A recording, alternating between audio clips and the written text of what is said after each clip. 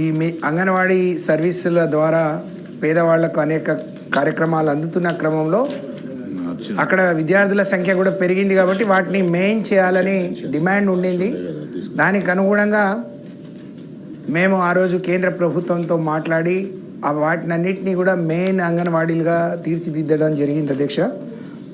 సరే, జియో వచ్చిన తర్వాత కూడా దాన్ని ఆపి మేము ఇస్తున్నట్టు ఈ రాష్ట్ర ప్రభుత్వం చెప్పుకుంది. మాకు చెప్పుకోవడం ద్వారా మాకేం అభ్యంతరం లేదు. కానీ దాదాపు 15 నెలలు అయిపోయింది అధ్యక్ష. మెయిన్ అంగన్వాడీల సర్వీస్ వాళ్ళు చేస్తున్నా వాళ్ళకు మినీ అంగన్వాడీల మరి జీత భత్యాలు మాత్రమే వస్తున్నాయి.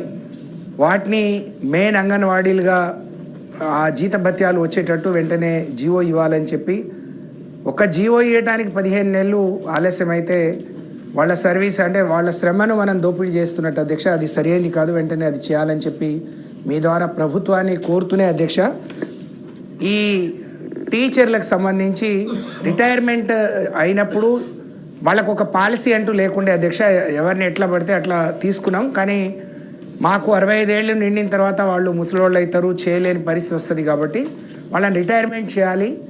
రిటైర్మెంట్ చేసిన తర్వాత ఆయాలకు 50,000, టీచర్లకు ₹1,00,000 అని చెప్పి మేము నిర్ణయం తీసుకొని వాళ్ళతో మాట్లాడి జియో ఇచ్చిన తర్వాత వాళ్ళు మళ్ళీ అన్ని సంఘాల వాళ్ళు వచ్చి అది సరిపోదు, అప్పటి వరకు ప్రభుత్వం నుంచి వచ్చే జీతాల ద్వారా గౌరవంగా బతుకుతున్నాం మేము, 50,000 సరిపోదు అని అంటే దాన్ని టీచర్లకు 2 లక్షలు, ఆయాలకు ₹1,00,000 అని చెప్పి అనుకున్నాం.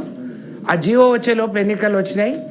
కానీ వాళ్ళు ఆ జియో వస్తుంది దానికి అనుగుణంగా మేము రిటైర్ అవుతామని ఈ రాష్ట్రంలో ఉండే సుమారు 7,000 మంది మరి ఆయాలు కానీ టీచర్లు కలిపి రిటైర్ అయిన అధ్యక్ష. వాళ్లకు రావాల్సిన బెనిఫిట్ ఈ 15 నెలలుగా రావట్లేదు.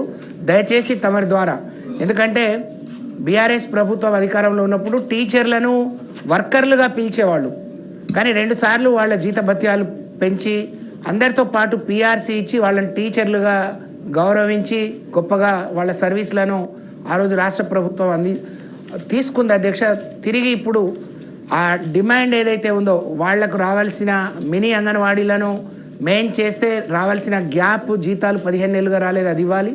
ఇవాళ 13వ తారీఖు అధ్యక్ష. మేము వాళ్ళకంటూ ఒక అకౌంట్ లేకుండే, కానీ 1వ తారీఖు వాళ్ళకి జీతాలు వచ్చేటట్టు గతంలో ప్రయత్నం జరిగింది. కానీ 2-3 నెలల వరకు కూడా జీతాలు రావట్లేదు. ఇవాళ 13వ తారీఖు, ఈరోజు కూడా జీతం రాలేదు అని చెప్పి వాళ్ళు కాల్స్ చేస్తున్నారు. దయచేసి తమరి ద్వారా వాళ్ళకున్న డిమాండ్ల కోసం ఇక్కడ ప్రభుత్వం చెప్పుకుందామని సంబంధిత మంత్రి గారి దగ్గరికి వస్తే వాళ్లను అడ్డుకొని అరెస్ట్ చేసి పంపించారు. ఇది సరి అయింది కాదు.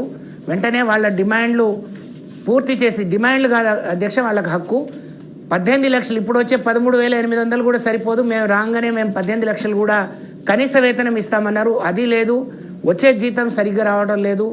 ఈ మెయిన్ మినీ అంగన్వాడీలు మెయిన్ కాలేదు, వాళ్ళ జీత భత్యాలు కూడా సరిగ్గా రావట్లేదు. కాబట్టి అలాగే ఖాళీ అయిన వాటిని కూడా భర్తీ చేయలేకపోతున్నారు. దీని మీద ప్రత్యేకంగా గౌరవ మంత్రి గారు ప్రభుత్వానికి చెప్పి అవసరమైతే ఒక కమిటీ వేసి వాటిని ఫుల్ఫిల్ చేయాలని మీ ద్వారా కోరుతా ఉన్నాను అధ్యక్ష.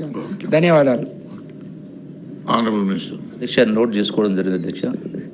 వాణిదేవి గారు.